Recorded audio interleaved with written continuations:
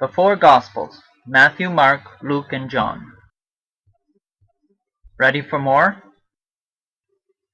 And when they were come unto a place called Golgotha, that is to say, a place of a skull, and they crucified him, and set up over his head his accusation written, This is Jesus, the King of the Jews.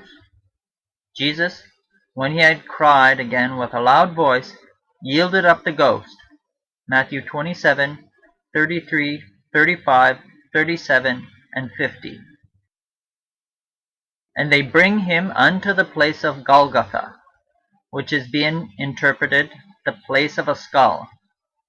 And when they had crucified him, and it was the third hour, and they crucified him, and the superscription of his accusation was written over, The King of the Jews. And Jesus cried with a loud voice, and gave up the ghost. Mark 15, 22, 24 through 26, and 37. And when they were come to the place, which is called Calvary, there they crucified him. And a superscription also was written over him in letters of Greek, and Latin, and Hebrew, This is the King of the Jews. And when Jesus had cried with a loud voice, he said, Father, into thy hands I commend my spirit. And having said thus, he gave up the ghost. Luke 23, 33, 38, and 46. And he, bearing his cross, went forth into a place called the place of a skull, which is called in the Hebrew Golgotha, where they crucified him. And Pilate wrote a title, and put it on the cross, and the writing was, Jesus of Nazareth, the King of the Jews. And he said, It is finished. And he bowed his head, and gave up the ghost. John 19, 17 through 19, and 30. Returning to the four Gospels, the Gospel of Matthew records the crucifixion. The Gospel of Mark records the crucifixion. The Gospel of Luke records the crucifixion. And the Gospel of John records the crucifixion. All the Gospels record the crucifixion. But Matthew is different, set apart from the other Gospels. And when they, the wise men, were departed, behold, the angel of the Lord appeareth to Joseph in a dream, saying, Arise, and take the young child and his mother, and flee into Egypt, and be thou there until I bring thee word, for Herod will seek the young child to destroy him.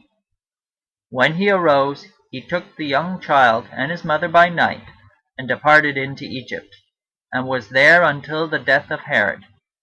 Then Herod, when he saw that he was mocked of the wise men, was exceeding wroth, and went forth, and slew all the children that were in Bethlehem, and in all the coasts thereof, from 2 years old and under, according to the time which he had diligently inquired of the wise men.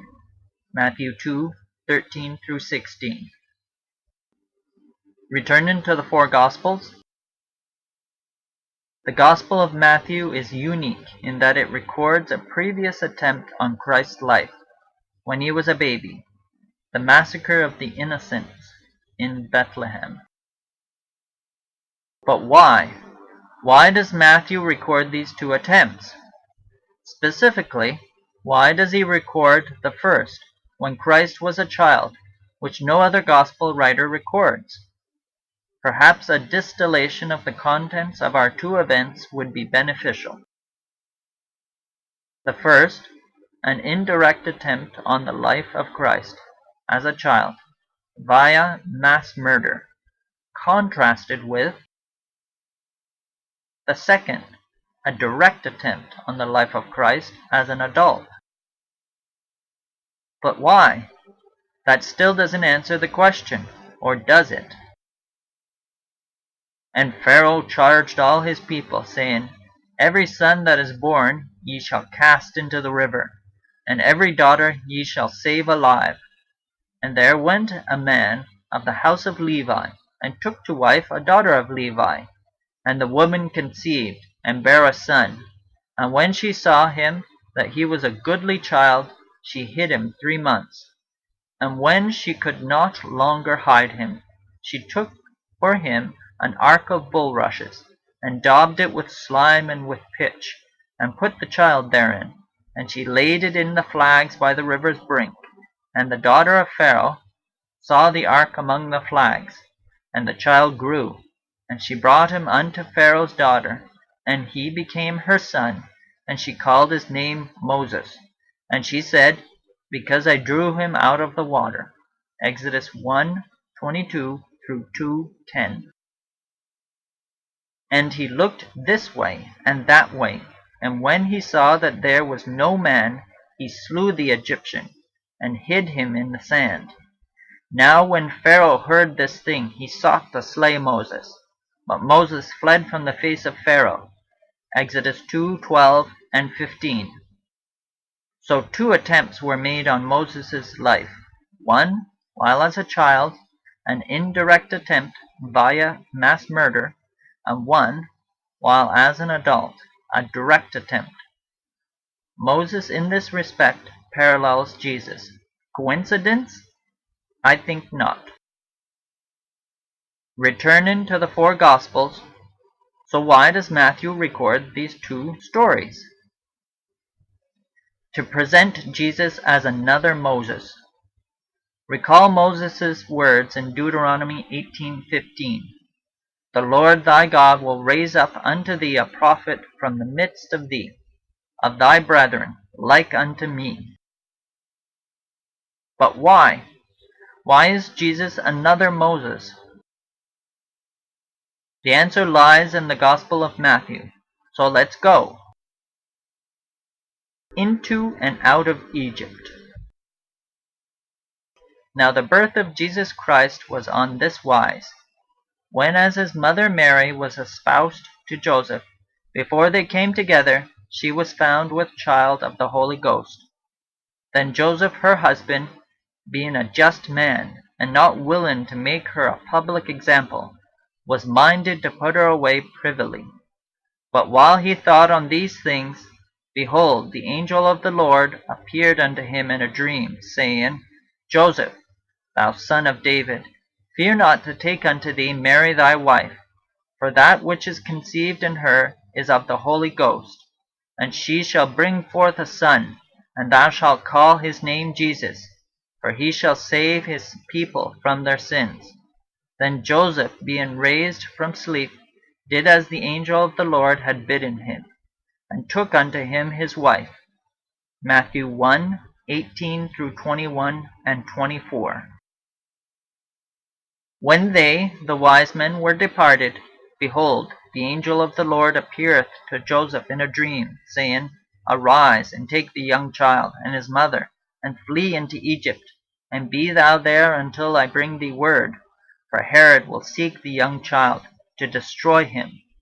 When he arose, he took the young child and his mother by night, and departed into Egypt, and was there until the death of Herod. Matthew 2:13, 14, and 15a.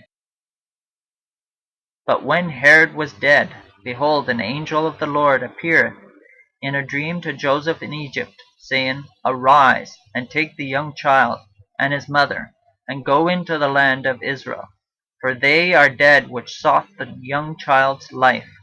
And he arose and took the young child and his mother, and came into the land of Israel. Matthew 2:19 through 21. Notice in Matthew 1:18 through 21 and 24, Joseph and dream. Notice in Matthew 2:13, 14, and 15a, Joseph and dream. And notice in Matthew 2:19 through 21, Joseph and dream. Why does the Gospel of Matthew go to such lengths to paint Joseph as a dreamer. Let's make some notes. Note 1. Joseph the Dreamer. Then Herod, when he saw that he was mocked of the wise men, was exceeding wroth, and sent forth, and slew all the children that were in Bethlehem, and in all the coasts thereof, from 2 years old and under, according to the time which he had diligently inquired of the wise men. Then was fulfilled that which was spoken by Jeremiah the prophet, saying, In Ramah there was a voice heard, lamentation and weeping and great mourning, Rachel weeping for her children, and would not be comforted, because they are not. Matthew 2:16-18. Notice Rachel. Why does the Gospel of Matthew mention this Old Testament quote, a quote naming Rachel? Returning to our notes, Note 2. Rachel. And when they, the wise men, were departed, behold, the angel of the Lord appeareth to Joseph in a dream, saying, Arise, and take the young child, and his mother, and flee into Egypt, and be thou there until I bring thee word, for Herod will seek the young child to destroy him. When he arose, he took the young child and his mother by night, and departed into Egypt, and was there until the death of Herod. Matthew 2:13-15a. Notice, he took the young child and his mother, and departed into Egypt. Why is this noteworthy? Returning to our notes, Note 3. Joseph takes his family into Egypt. Why? Why has the Gospel of Matthew told this story like this? Why has it emphasized the fact that Joseph is a dreamer? Why has it quoted an Old Testament prophecy naming Rachel? Why did Joseph take his family into Egypt? Why not some other place? That it might be fulfilled which was spoken of the Lord by the prophet, saying, Out of Egypt have I called my son. Matthew 2:15b.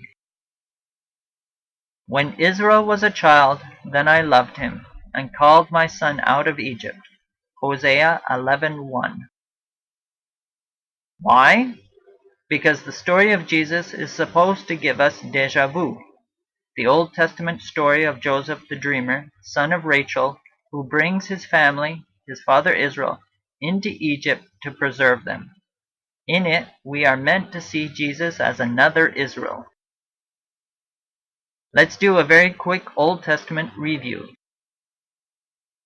And Joseph dreamed a dream, and he dreamed yet another dream. The sun and the moon and the 11 stars made obeisance to me. Genesis 37:5-9. And God remembered Rachel, and God hearkened to her, and opened her womb, and she conceived, and bare a son, and said, God hath taken away my reproach. And she called his name Joseph, and said, The Lord shall add to me another son. Genesis 30:22-24. And Rachel travailed, and she had hard labor. And it came to pass, as her soul was in departing, for she died, that she called his name Benoni. But his father called him Benjamin. And Rachel died, and was buried in the way to Ephrath, which is Bethlehem. Genesis 35:16-19. Haste ye, and go up to my father, and say unto him, Thus saith thy son Joseph, God hath made me Lord of all Egypt. Come down unto me. Joseph in Egypt. Tarry not. Genesis 45:9. Returning back. So Jesus is Israel. But why? What is the point of making this connection? Because it colors Matthew's Gospel. It colors Jesus' story. If Jesus is Israel, then Joseph in Egypt arose and took the young child and his mother and came into the land of Israel. Matthew 2:19 and 21 is the exodus from Egypt. And Jesus, when he was baptized, went up straightway out of the water. Matthew 3:16 is the Red Sea crossing. Then was Jesus led up of the Spirit into the wilderness. Matthew 4:1 is the wilderness entrance. And when he had fasted 40 days and 40 nights, Matthew 4:2a is the 40 years of wandering. He was afterward an hungered. Man shall not live by bread alone, but by every word that proceedeth out of the mouth of God. Matthew 4:2b through 4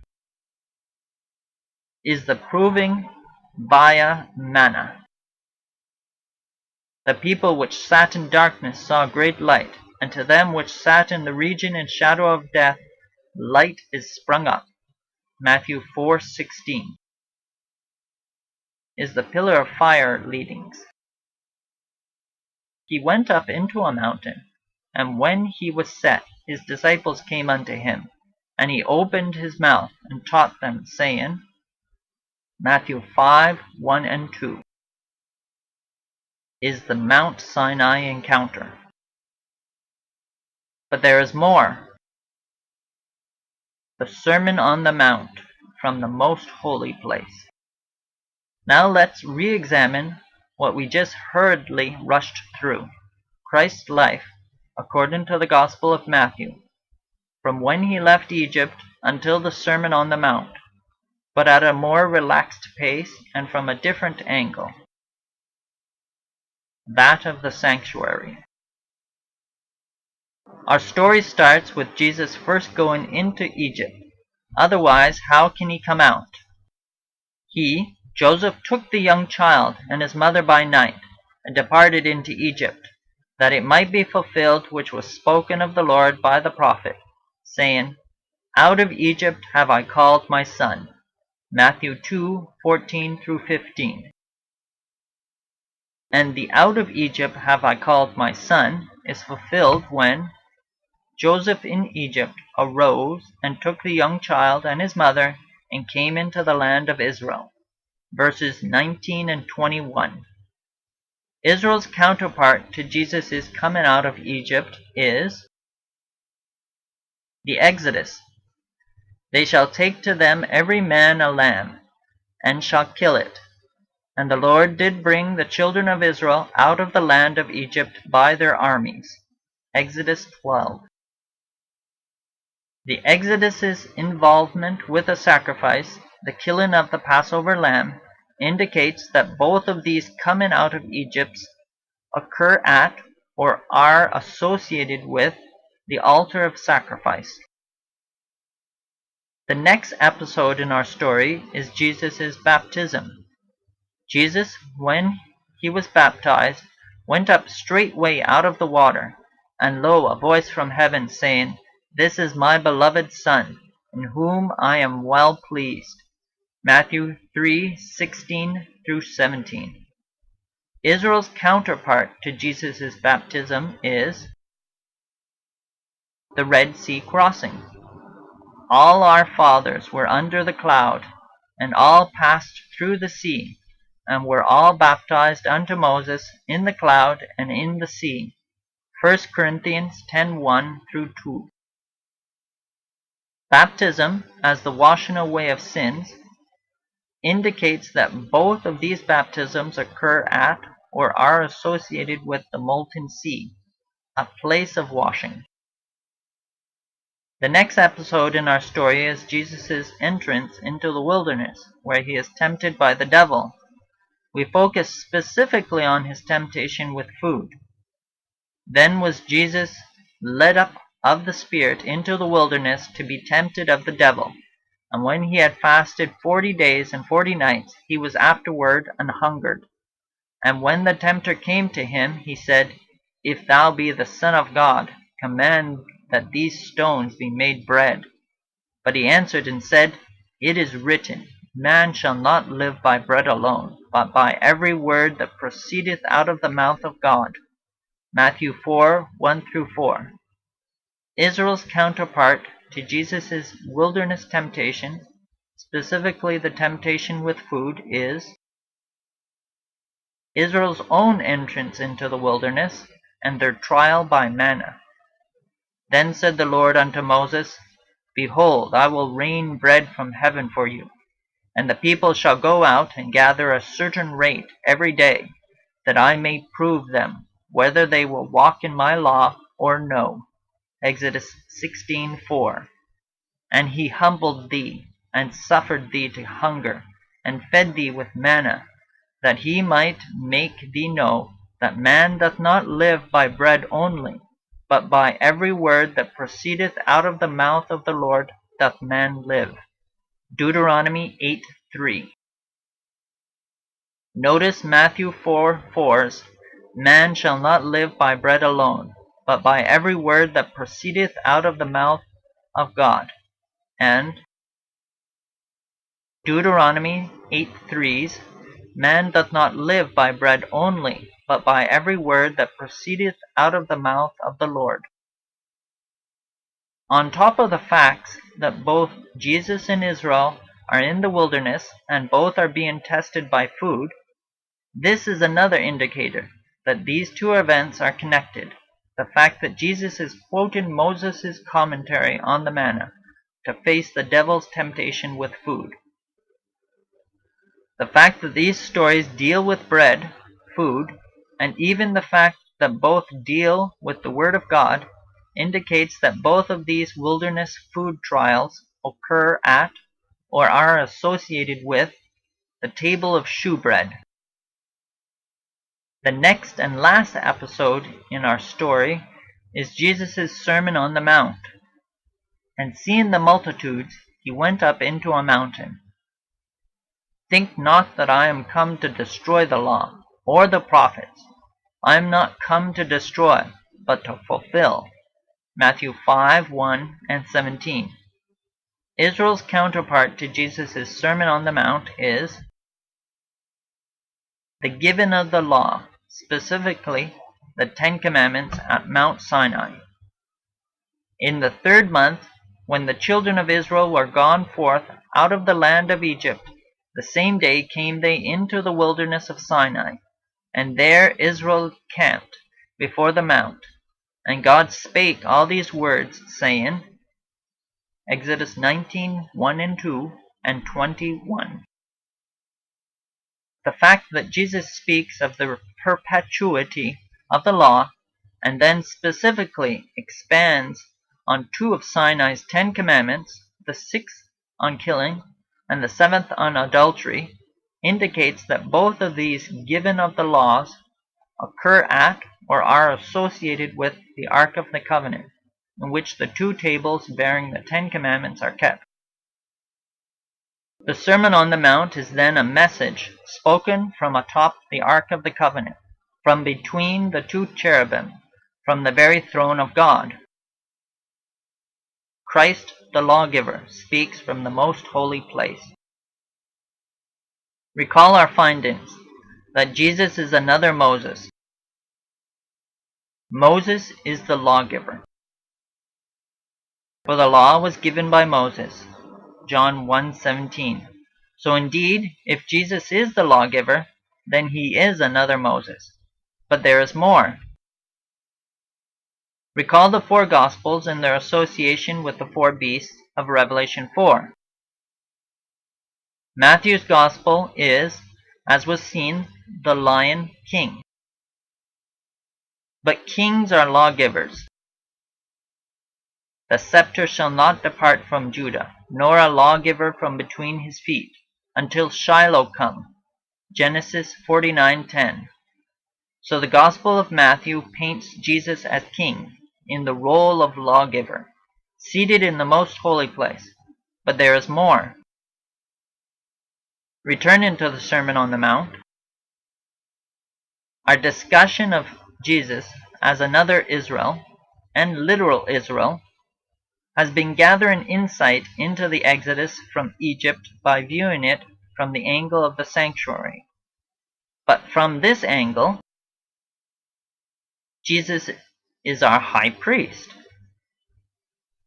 a great high priest that is passed into the heavens, Jesus the Son of God, Hebrews 4:14. And as such, our high priest, when does Jesus enter into the most holy place? We need to look at the sanctuary and its services to find the answer. Then verily the first covenant had also ordinances of divine service and a worldly sanctuary. Hebrews 9:1. To be clear on what Paul is talking about, we will label our sanctuary with the terms that he uses. Paul calls the sanctuary the worldly or earthly sanctuary, to distinguish it from the heavenly one. For there was a tabernacle made, the first, wherein was the candlestick, and the table, and the shewbread, which is called the sanctuary. Verse 2. Paul calls the holy place the first tabernacle, and also the sanctuary.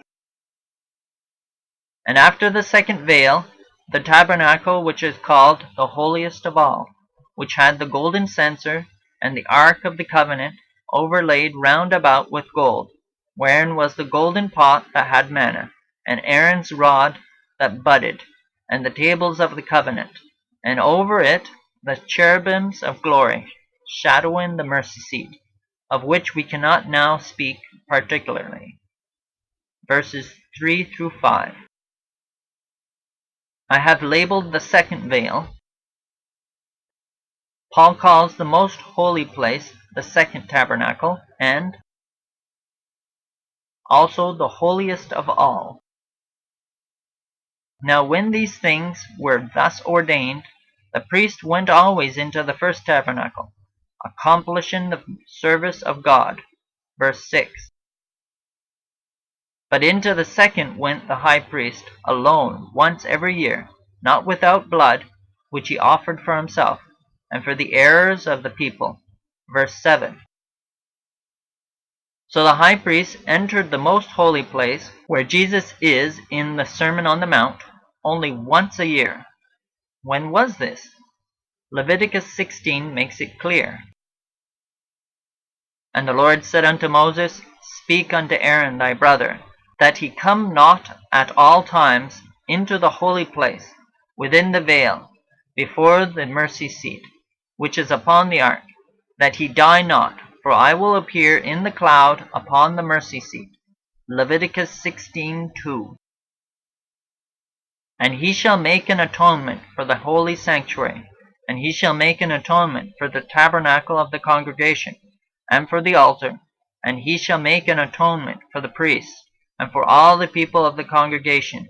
And this shall be an everlasting statute unto you, to make an atonement for the children of Israel for all their sins once a year. Verses 33 and 34. So the one time a year when the high priest enters the most holy place is during the Day of Atonement. So when does Jesus enter into the most holy place? Once at the end of the world on the Day of Atonement. Recall the emphasis the prophet Daniel places on this day, the end-time judgment. Daniel 8 through 12's veiled reference to the Day of Atonement, the dead ram, the alive goat, the 4 horns, the cleansing of the sanctuary, the man dressed in linen, the one who stands between two others. Daniel 2 and 7's parallel, symbolic, and clear pictures of the judgment. The stone was cut out of the mountain without hands, and thrones were set up, and the Ancient of Days did sit. Thousands ministered unto him. The judgment was set, and the books were opened. Finally, Daniel 8's 2300 days, which pinpoints the start of the Day of Atonement, the cleansing of the sanctuary, to 1844. So Jesus entered into the most holy place on the Day of Atonement, at the start of the anti-typical Day of Atonement, the end-time judgment, which began October 22nd, 1844, the Day of Atonement for that year. Returning to our starting point, Christ, the lawgiver, speaks from the most holy place.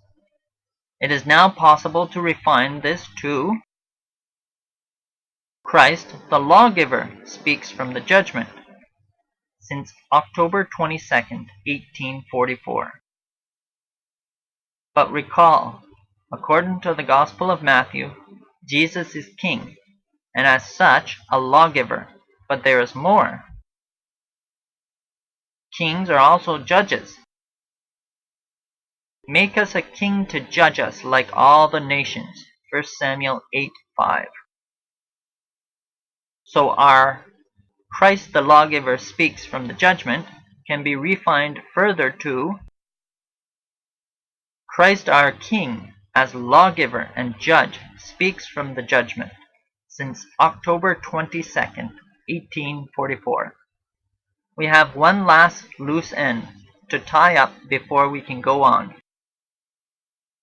Recall our discussion on the character of Mark's Gospel.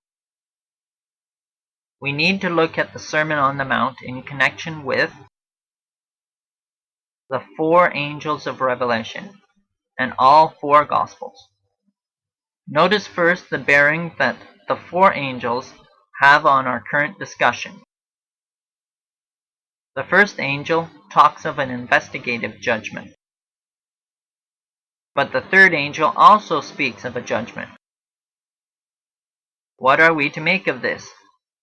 For now we will leave it and examine the distribution of the Sermon on the Mount within the Gospel. The Gospel of Matthew contains the Sermon on the Mount. The Gospel of Mark contains no Sermon on the Mount. The Gospel of Luke contains the Sermon on the Mount, and the Gospel of John contains no Sermon on the Mount.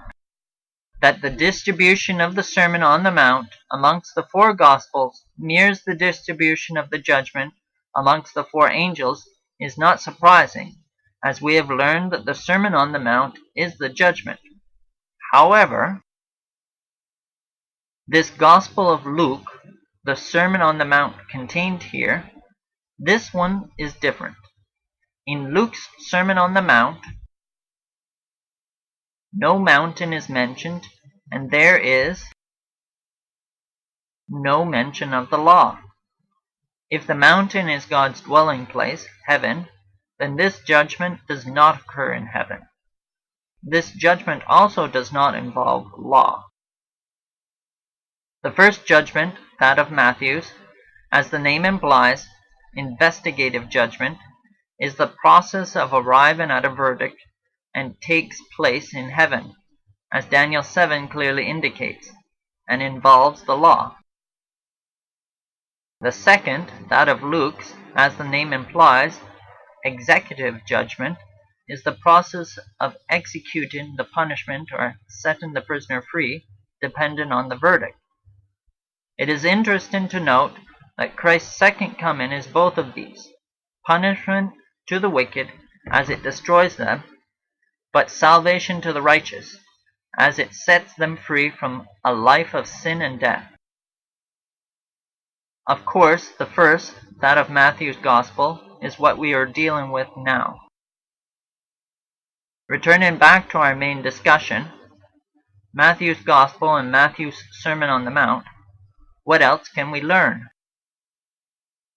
The Sermon on the Mount gives instruction on how to get to the judgment, the holy walk. Before going on, though, I am compelled to remind that our holy walk needs Jesus every step of the way. Returning back to the Sermon on the Mount, before going into some of Christ's instructions, first note the interesting emphasis placed on bread food, not in the Sermon on the Mount, but in both Israel's and Jesus' journey to the mountain. Noting also that neither in Israel's or Jesus' journey are any direct references made to either the altar of incense or the lampstand, but only to the table of shewbread. Note that Jesus was sent into the wilderness, the equivalent of the Holy Walk, to be tempted, and the temptation that is emphasized is that dealing with bread food. Israel, while in the wilderness, the Holy Walk, was given manna to prove them. Both were tested on food. Lest we think that this is of no consequence, that it is just coincidence, let us be reminded that our first parents were tested on food and lost the Garden of Eden for failure. It is perhaps beneficial to be reminded of the close connection between this incident in the Garden of Eden and end-time judgment. The most holy place, the courtroom of the judgment, is the Garden of Eden anew. The investigation and judgment going on now is a repeat of what happened in the beginning in the Garden of Eden. The judgment seeks to undo what the fall brought about. It seeks to bring us back into the Garden of Eden and restore our robe of righteousness. So the Garden of Eden's fall due to food is very relevant. God seeks a people in the end of time who will see the importance of food and will overcome in this area, not by their own efforts, but by relying, as in all areas of life, on Jesus and only Jesus. Though Jesus does not touch on food directly in the Sermon on the Mount, he does indirectly. Moreover, when ye fast, Matthew 6:16. It should be noted that diet reform, going back to the diet of Eden, has been described by one writer as the true fasting which should be recommended to all. Abstinence from every stimulating kind of food and the proper use of wholesome, simple food which God has provided in abundance. Counsels on Diet and Foods, page 188, paragraph 3. The people of God should set aside days for fasting and prayer. Entire abstinence from food may not be required, but they should eat sparingly of the most simple food. Counsels on Diet and Foods, page 188, paragraph 4. The diet that is recommended to us is grains, fruits, nuts, and vegetables constitute the diet chosen for us by our Creator. These foods, prepared in as simple and natural a manner as possible, are the most healthful and nourishing. They impart a strength, a power of endurance, and a vigor of intellect that are not afforded by a more complex and stimulating diet. Counsels on Diet and Foods, page 81, paragraph 2. In the Sermon on the Mount, Jesus further says in relation to the lampstand, "Ye are the light of the world," Matthew 5:14. And in relation to the altar of incense, "After this manner therefore pray ye, Our Father which art in heaven," Matthew 6:9. Blessed are the poor in spirit, for theirs is the kingdom of heaven. Blessed are they that mourn, for they shall be comforted. Blessed are the meek, for they shall inherit the earth. Blessed are they which do hunger and thirst after righteousness, for they shall be filled. Blessed are the merciful, for they shall obtain mercy. Blessed are the pure in heart, for they shall see God. Blessed are the peacemakers, for they shall be called the children of God. Blessed are they which are persecuted for righteousness' sake, for theirs is the kingdom of heaven. Matthew 5:3-10. The Sermon on the Mount is an invitation to enter the judgment, giving instructions on the holy walk, the holy place, which brings us to the Garden of Eden, the most holy place, and the Father. Won't you accept?